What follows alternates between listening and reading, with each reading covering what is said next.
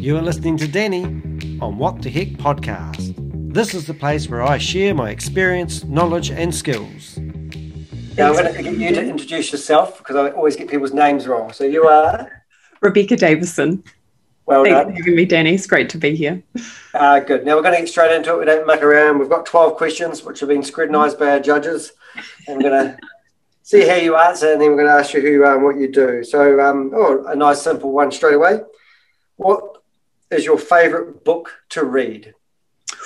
Oh, I'm a big reader, so that's actually quite a hard question for me. Two books actually spring to mind, though. I loved the book The Alchemist by Paulo Coelho, which is about the shepherd that goes on a spiritual journey, essentially. And it's quite well known, The Alchemist. So if you haven't read it, make sure you do. The other one that I have read multiple times, and I do love a book that you go back to and read again and again and again because you pick up different information, is the book The Road Less Travelled, and that is actually by a psychiatrist called Scott HEK, who's written quite a few books after that, but that's probably his most well known. And that's, the first sentence in the book is life is difficult. So, and then obviously he helps us to unpack how you can navigate through life and take the road less travelled, which brings you more fulfilment and happiness. So yeah, those would be my top two off the top of my head. Oh, cool. Well, actually, most people don't believe me when I say it, but I've never read a book in my life. Wow. But I bet you absorb information like crazy though, right? Yeah, well, I've discovered learning as I've got older, and I love learning stuff, and audiobooks is where I'm at the moment.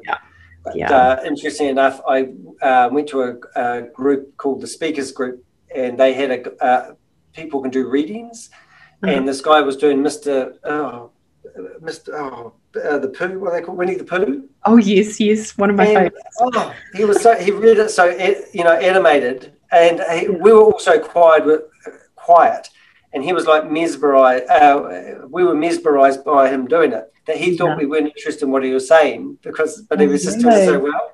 Wow, he's a good storyteller. Because Winnie the Pooh too, you have to do all the voices. Did he do the voices? He must have. Yeah, so of course you'd be listening very intently because that's part of the process of the pleasure, especially of a book like that. That was brilliant. I was thinking he should film it and do children's reading. Yes, really good. Absolutely. Yeah, that's quite good. Okay, so if you had a warning label, if you had a warning label, what would it say? What would yours say? Oh. It would probably say something like fragile like a bomb, not like a flower. Yeah, so, I'm a Scorpio, so I can, and I actually have a quite slow to burn kind of, I can take quite a bit of punishment, but when I get to that point where I'm like, enough's enough, I can be like, absolutely, that's it, we're done. Enough BS. Yeah, that's it. You can stand up for yourself. That's what it sounds like to me. Absolutely, yeah. Okay, so do you like or dislike surprises, and why or why not? I think the answer that everybody would say to that, if it's a good surprise, if it involves like flowers and, some kind of celebration and something awesome, but if it's a surprise that's not so good, yeah, I probably would err towards more not surprises, I would, it would be my definition of horrifying to be like in a surprise party because I would not like to be the center of attention. I would be like, it's too many people looking at me all at once. So yeah, being an introvert, right? I'm just like, no, it's too much. We had a good discussion about that. Often people think I'm an extrovert, but I'm actually an introvert being extroverted. Yes. That makes sense. My ex-wife surprised me one day. She got a mate to pick me up in a sports car, and he drove like an idiot in the country. And we finished up going to a place where they let you drive tanks over parked cars. Oh, that wow. was my surprise. So it was sort of a terrifying experience until I got behind the tank and then drove over a car. Oh, wow. That sounds like fun, though, because, you're in control of it, right? Yeah. Yeah, 55-ton tank was just like me. It was pretty cool. All right, go to question number, whatever it is, 4. Let's see, what 3 items would you take with you on a desert island? Oh, I've thought about this before, you know, and I've always thought, like, what's the food that you would be able to eat? And I know this sounds really weird, but it would be soup and salad. Soup and salad. So those would obviously be in my suitcase. I could take all the different types of soups and all the different types of salad, because of course you're just going to extrapolate it out. What else? Obviously there would be some books. It would have to be a book as opposed to a Kindle, because presumably, you know, unless you knew how to rig up some electricity. So some books. Probably some sunscreen. Do you know? Like to go for a holiday. Yeah, well, I was just thinking, what else would you need if you had food and something to read? Oh, yeah, maybe, but you know, like sleeping out amongst the stars is good too, right? Yeah, I think the fact that it was a deserted island means it's more a bit of there's nothing there. Okay, well, yeah, that's all right. So sunscreen would be a definite. Yeah. All righty, that's a good word to use. What more are you wanting out of your business right now? You just previously said you've been quite busy at the moment, so that's good. But yeah, life is full. What would I want for my business right now? It's a funny question, because I'm very much in the present moment, so I'm always grateful for what I have created. Maybe a little bit more structure in regards to what's going to unfold next. Like I've just done a little bit of training overseas, which is actually all about changing my business model, which is definitely outside of my comfort zone. So I probably need a little bit of just guidance, support, somebody to hold a little bit of space for me as I step into that, because it's going to definitely be a game changer. And the irony being is all the pieces are all right in front of me. I just needed somebody else to come in and help me to connect the dots. So probably a little bit of hand holding in regards to actually getting to the end result and having it all in place. But yeah, you know, well on my way to do that. So that's exciting. Cool. I think we're all reinventing ourselves at the moment. Yeah, definitely. One thing, you know, like I've been doing my business full time for 8 years, and I think I've definitely carried some of that. Like you have to work really hard. We were talking about that just before, right? About getting the balance right.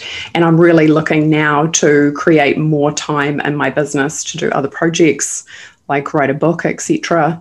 And learning how to create that space and be disciplined with yourself to be able to create it. So just going through that transition at the moment. Yeah, I want the first book that I ever read to actually be the one I've wrote. Yes, yeah, I love it. That's perfect. That's a good goal. Yeah, I don't know if I write a book about whether dyslexic people will read it, so it probably won't be very successful. Okay, aside from necessities, what's one thing that you could not go a day without? Coffee. Last time I asked that question, I said except coffee. Oh, really? Okay. Oxygen, probably. Inspiration. Yeah. You know, like I love to live in the energy of inspiration. I'm always asking questions of my own intuition to get inspiration or inspiring ideas that I can implement to be of service to other people. So yeah, inspiration and coffee. Cool. I really like that answer. Yeah. That's good. Do you have a coffee machine at home? Yes, I do. Yeah, my parents gave it to me, so I'll blame them for my addiction. We had two, actually. We both moved in, and there was a debate what one was better. Oh, what'd you come up with? Well, it's funny enough. I had a one-touch cappuccino machine, and you put everything in it, and it's pretty cool. It's a solid machine. It was 3 times the price of the one that we finished up making the decision on. And I think it's a Breville, and it's just grind your own with the. That's what I have. Yeah. I do love it. It's good. I think the technology is a lot better now, but no, I'm really impressed with it actually. And we've actually just moved, because we've gone plant-based eaters since the beginning of the year, and we're using oat milk. And yes. Yeah, I use almond milk myself. Yeah. Oat milk's really interesting. So it tastes. I was quite impressed by it really. So the whole year's been trying new different things really. It's awesome. Yeah, plant-based diet's definitely the way to go.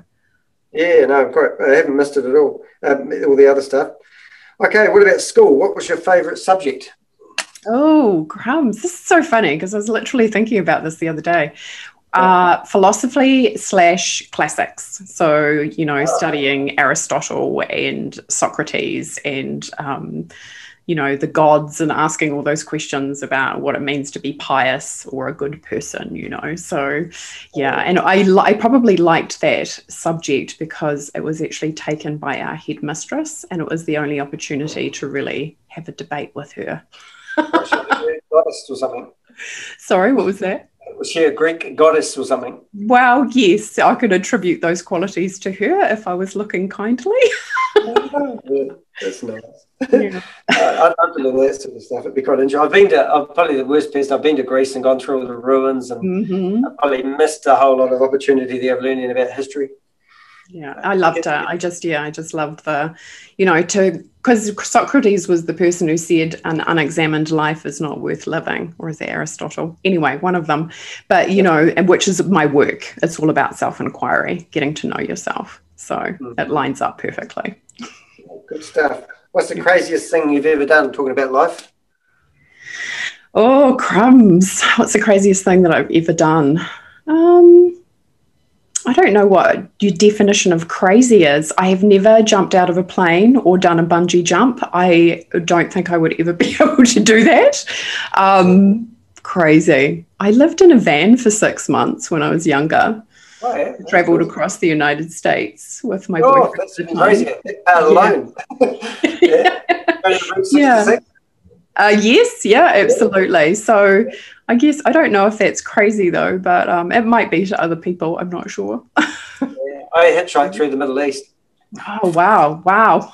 Yeah, that's up there. You get picked up by all sorts of people. They'd be really nice to you, and they'd say, and whereabouts are you from? And you'd say, I'm a New Zealander. And are you religious? And you wouldn't say no, but you'd say, I'm a Christian. And I remember saying to one guy, what if I was an American and I went religious? And he said, are you? You know, he was all dressed up in a suit. He was really going to get at me. And I said, no, I'm just interested. Is that bad? And yeah. So but America wasn't far from it, because we got near New Orleans. Oh, that was a pretty rough area.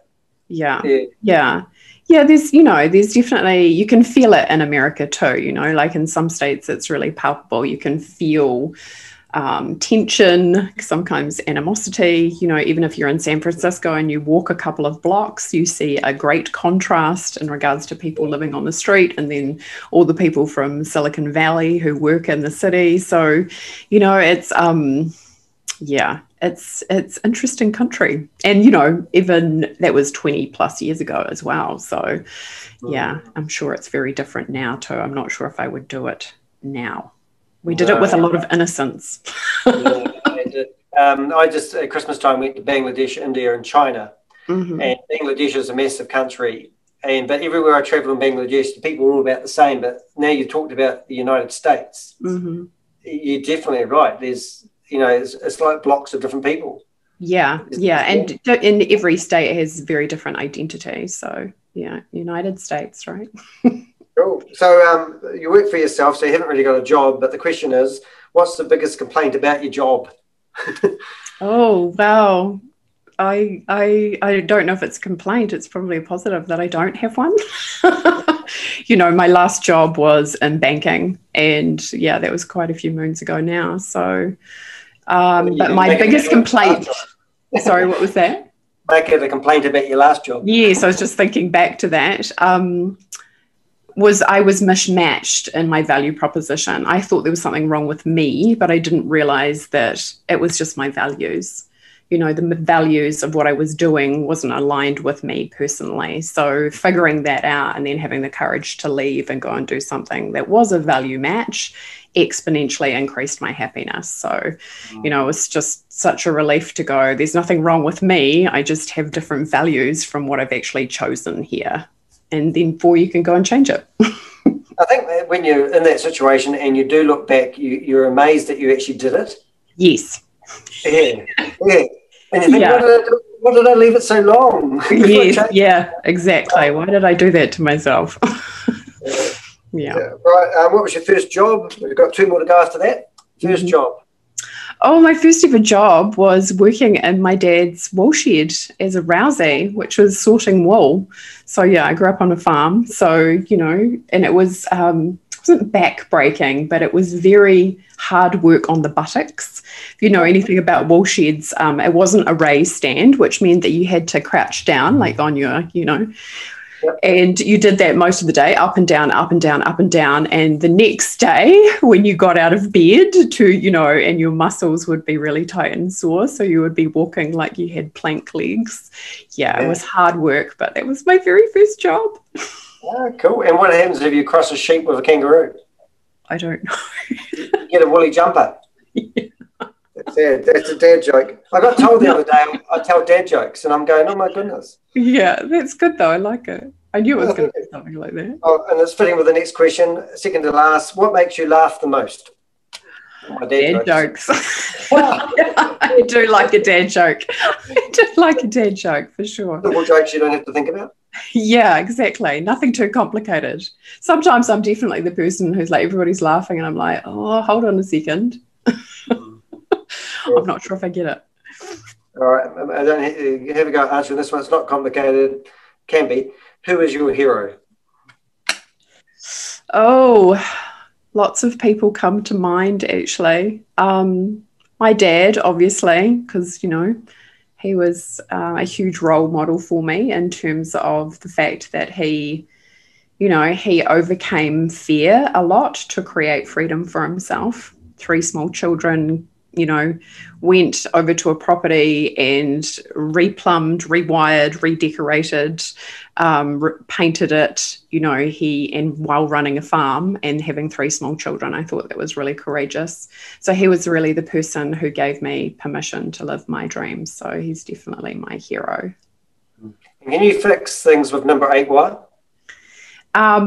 I'm not so good at it, but he was amazing. I used to call him MacGyver for that reason. He's the only person, I've got a very steep driveway, and he's the only person I've ever seen successfully back a trailer up the driveway. Oh, nice one. It's good like that. Well, you've done well. You've answered my 12 questions, and hopefully nice and relaxed. And this is the part where we sort of ask for people who are curious who you are and what you actually do. So who am I? I'm an intuition coach. So I actually help people shift out of fear and scarcity and into freedom, pleasure, and abundance, which are my values. And a lot of people share those values by activating your intuition. So, which is really about learning how to find the truth for you inside of yourself. And we do that, of course, through self-inquiry. So learning what it takes to get to know yourself really well so you can actually make choices that line up with your values, because that's what's going to make you happy. Mind, your thoughts, your body and your spirit, when it's all lined up and you're actually thinking thoughts that serve you and taking actions that serve you and the behaviors that serve you, that's when you're going to live your best life, and that's when you're going to experience more happiness. So helping people to get lined up or come into alignment, as we might say. Some people might know it as, because some people are like, oh, what's intuition? Because it can be a little bit intangible. So you might say, I'm a spiritual coach. I help people to connect in with something higher than themselves. We do a lot of energy work as such. You can't change what's happened in the past, but you can definitely raise the vibration so you don't feel bad about it anymore. So I do a lot of that work and helping people to let go of old traumas, etc., maybe old beliefs. Definitely help people a lot around money, and because we all have limitations when it comes to money. You can get to another level of success in your money, and then you want to go to the next level. So often you have to go, letting go of where you think people think that you're greedy, or that it's going to take you away from your family, or things like that. So helping people to recalibrate, right, energetically, to come into alignment with what it is that they wish to create. So it's a lot of fun. It's very diverse, and it's coming online more and more. People are realizing that, you didn't get left on the planet without any clues, right? You didn't get dropped off to be punished, right? Like there's more to life, and it is inside of you, which is the last place where people look. I think when you're talking, it's like a flower that hasn't blossomed yet. You haven't discovered the real you, or stuff like that. I mean, I was brought up in an incredibly religious family, And it's kind of like people used to say, oh, you've got a chip on your shoulder. And kind of like you feel like you really have sometimes, because you go back to that point in your life where you had a big change, and I can't remember stuff, before that point, because of this big point here, something I haven't over dealt with, or it's just something and it's, I think a lot of people have some big issue in their life, but then, it's 27 years ago I got out of this religion, and it still affects my life. So I've been out of it for more than I've been in it.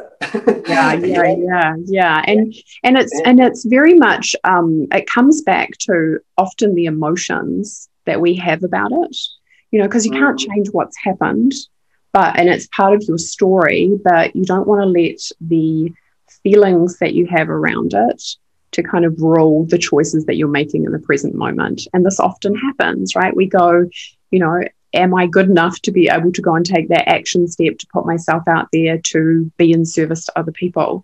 This is one of the things that I help a lot of coaches with, is stepping out, and that comes with making themselves visible. And you would know, Danny, what this is like when you first started making videos or doing podcasts and things like that. There can be naturally fear that comes up in regards to being judged by other people or perceived in a negative light, and that can literally stop us from taking those actions, least of all being reinforced from something else that's kind of in your subconscious, that's running energy which isn't supporting you to move forward. So it's all really about knowing that you have everything to unravel what you need to unravel, so you can get free, so you can move forward. And there's nothing as amazing as, that feeling of freedom that comes where you go, oh, I used to have that feeling of resistance, and now it's gone. That's good stuff. Now, I did listen to you recently on the radio. So are you regularly on there, or is it that, how often are you on the radio? Yeah, I do a radio show called the Find Your Bliss radio show on Plains FM at 9:00 every Thursday morning. But there's also a podcast from that as well called Find Your Bliss. Cool. How do we find you, and how do we, what's your website address? So website is www.rebecca, REBECCA, Davison, which is DAVISON.life. You can find my blog there. You can find YouTube channel. You can find information there in regards to, free meditation, in regards to how to activate your intuition and bring in your future self, because that's what we always want to experience, the future version of ourselves. But how do we do that now? So there's an opportunity to go ahead and start tuning in to what you want to experience, which is super fun. I think there's been a big shift lately with COVID and going into lockdown. People are now quite willing to get in front of a screen and do a course, a bit of personal development online, and I think, and it can be more of a personal thing, because you don't have to, you can just watch it. A lot of the people who come and see me as well, they feel the work, and then they come and see me, and it's all based on knowing that there's something more. So often they'll be in front of me and they'll be like, I just felt drawn to speak to you. And they often don't tell other people what they're doing, because they can be afraid of being judged, or people thinking that they're a bit woo-woo or out there. But we all have intuition, right? Some people might call it a gut instinct, or I just knew, or I had a vibe or a hunch. The language around it doesn't really matter. What matters is, are you listening? Because it's actually to your benefit. And if you use your intuition in your business, you can get exponential results really quickly, because you're not going through all the filter of the mind. You're actually going to a part of you that knows the truth in regards to what's good. So it's exciting. It's exciting work. I can see the energy, I can see your passion, and I'm sure people, if they want to contact you, they know how to. I'll have notes on the bottom of this, so people can go down to the bottom and find your website address and the radio show that you're on. Awesome. So thank you very much, Rebecca. Nice you to come along, and we look forward to seeing you popping up on somebody else's screen soon, I hope. Thank you. It's a pleasure.